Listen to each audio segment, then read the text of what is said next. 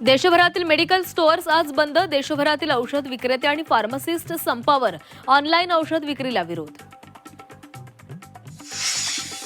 पुढील 3 दिवसात विदर्भातील तापमान आणखी वाढण्याचा अंदाज. पारा 47 अंशांवर जाण्याची शक्यता. तर उत्तर प्रदेशातील बांदा शहरात पारा 48.2 अंशांवर. गेल्या वर्षीही नीटचा पेपर लातूरमधील एका कोचिंग नेटवर्कपर्यंत पोहोचल्याची शक्यता. शिवराज मोठेगावकरचे पेपर लीक नेटवर्कशी जुने संबंध असल्याचा संशय. सीबीआयकडून तपास सुरू. भोंदू खरातला आज पीएमएलए कोर्टात हजर करणार. खरातच्या अटकेची ईडीला परवानगी. ईडी खरातच्या कोठडीची मागणी करणार. विधान परिषदेच्या जागांचा तिढा मुख्यमंत्र्यांच्या कोर्टात सुटणार. महायुतीच्या समन्वय समितीच्या बैठकीत तोडगा नाही. समन्वय समितीच्या चर्चेचा तपशील मुख्यमंत्र्यांना सादर. महायुतीचा महामंडळ वाटपाचा फॉर्म्युला ठरला. महिनाभरात महामंडळाचं वाटप होणार.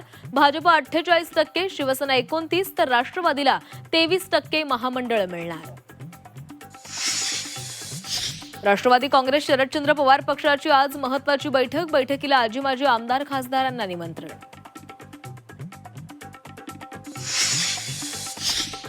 ओबीसीमध्ये नव्या 43 जातींचा समावेशाचा प्रस्ताव. नॉन क्रिमिलेअरची मर्यादा 8 वरून 15 लाख करण्याची शिफारस. राज्य सरकारचा राष्ट्रीय मागासवर्गीय आयोगाला प्रस्ताव.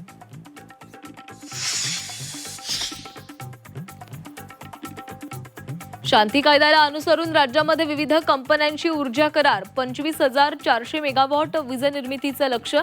1.25 लाख रोजगाराच्या संधी. कोकणवासियांना राज्य सरकारकडून मोठं गिफ्ट. मुंबईतील वांद्रे गरीबनगर परिसरामध्ये रेल्वेकडून सलग दुसऱ्या दिवशी अतिक्रमण विरोधी कारवाई. रस्ता रुंदीकरणानंतर वाहतूक कोंडीतून सुटका होण्याची आशा.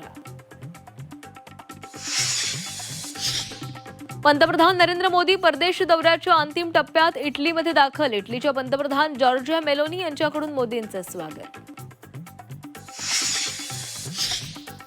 काँगोमध्ये इबोलाचा उद्रेक. इबोलामुळे 131 नागरिकांचा बळी. 513 संशयित रुग्ण. जागतिक आरोग्य संघटनेकडून सार्वजनिक आरोग्य आणीबाणी घोषित.